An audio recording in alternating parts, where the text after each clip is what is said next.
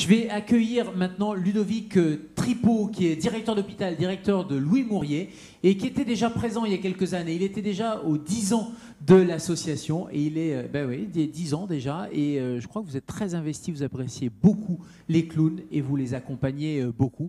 Et vous êtes aussi un soignant, vous êtes un directeur avec une casquette d'ancien infirmier.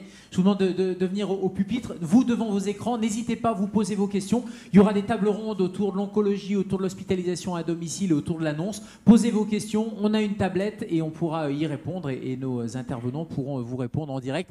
Je suis désolé, c'est un peu particulier. Il y a du présentiel, il y a de la visio, il y a des gens sur place, il y a des gens derrière leur écran. Mais on est tous finalement ensemble pour la même chose, c'est-à-dire pour parler des clowns et du rire médecin. Ludovic, à vous la parole pour quelques minutes. Merci Gérald. Je vais déjà présenter très rapidement l'hôpital Louis Mourier qui se situe à Colombes dans les Hauts-de-Seine, qui est un établissement de l'assistance publique Hôpitaux de Paris, qui est un hôpital de 500 lits environ, très généraliste. On accueille des adultes, de la pédiatrie, on a un secteur de psychiatrie. L'hôpital s'est ensuite développé avec, dans les années 80, l'ouverture d'un service de SSR et du SLD, puis une nouvelle maternité de niveau 3 dans les années 2000. Et le dernier bâtiment ouvert en 2016 avec la construction d'un bâtiment de psychiatrie de l'adolescent. L'hôpital est vraiment très impliqué et très implanté sur son territoire, qui est plutôt défavorisé pour un territoire des Hauts-de-Seine du 92. L'hôpital Louis Mourier a accueilli le rire médecin, je dirais, dès le départ, dès le projet de Caroline dans les années 91. En avril 1991, le projet a été présenté aux équipes de soignants du service de pédiatrie, coordonné à l'époque par Madame Château, qui était la cadre du service, et par le chef de service, le professeur Bonnet de Pailleret. Je dois dire que des retours que j'en ai eus de quelques soignants qui étaient là, c'est que des 20 personnes qui étaient présentes, il y a eu un enthousiasme vif et immédiat de la part de l'équipe soignante. Et ça a permis justement cette adhésion des équipes dès le départ de pouvoir faire adhérer tout le monde au projet. L'obtention de 2 premiers financements en mai 91 par l'intermédiaire du ministère de la Culture, puis par la Fondation de France et enfin par l'obtention d'un financement décisif en septembre 1991 par la Fondation du Crédit Lyonnais ont permis de démarrer l'aventure et surtout de la démarrer rapidement, puisque entre le départ de l'aventure et la présentation du projet, ça n'avait pris que 6 mois, ce qui est, somme toute, une prouesse dans nos hôpitaux.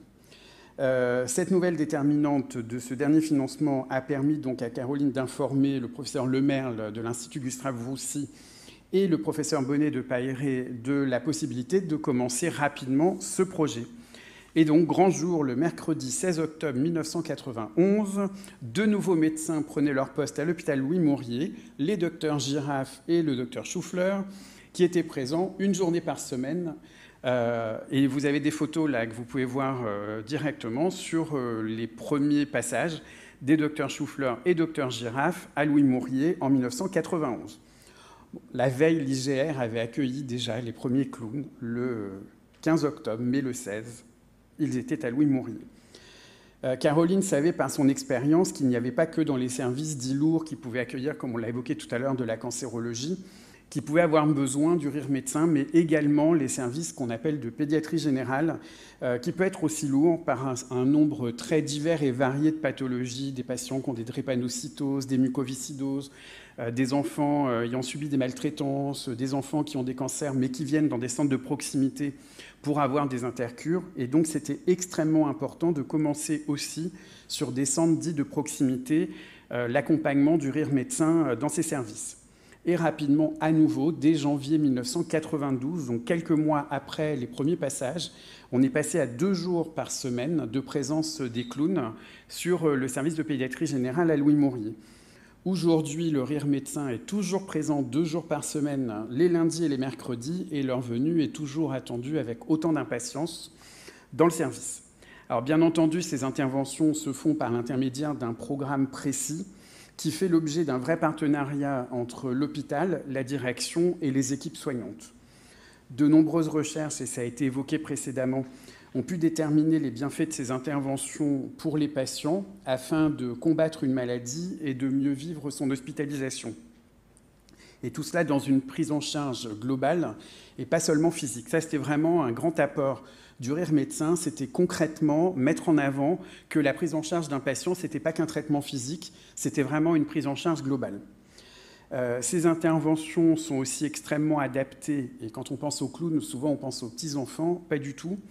C'est adapté à tout âge, aux bébés, aux petits-enfants et même aux adolescents. Je me rappelle avoir vu certaines interventions auprès d'adolescents qui pouvaient être au départ un peu réticents à la venue des clowns dans leur chambre et puis qui, après 2 ou 3 passages, attendaient, comme les enfants, impatiemment, le passage du Rire Médecin, du docteur Girafe ou des collègues.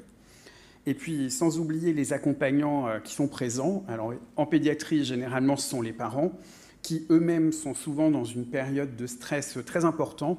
Et le fait d'avoir là aussi la présence des clowns du Rire Médecin, ça permet de passer cette période de stress liée à l'hospitalisation de l'enfant.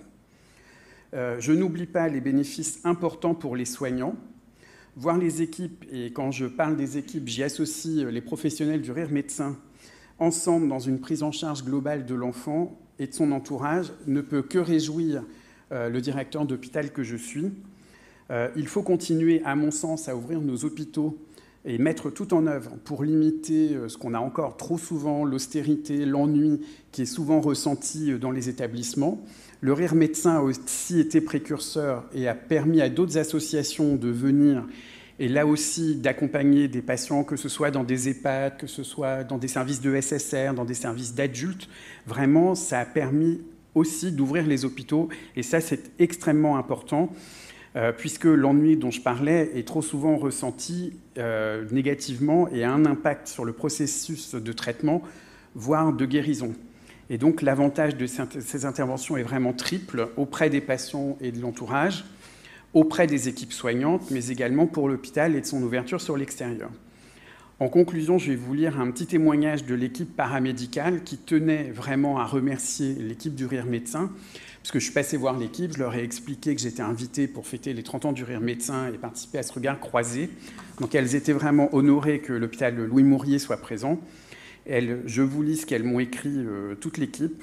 Elles étaient impressionnées. C'est un grand merci pour les moments de joie et de partage pour nos enfants de pédiatrie. Toujours un bonheur de les retrouver chaque semaine. Donc merci pour votre investissement et votre présence dans l'hôpital, auprès des enfants, auprès des soignants. Merci.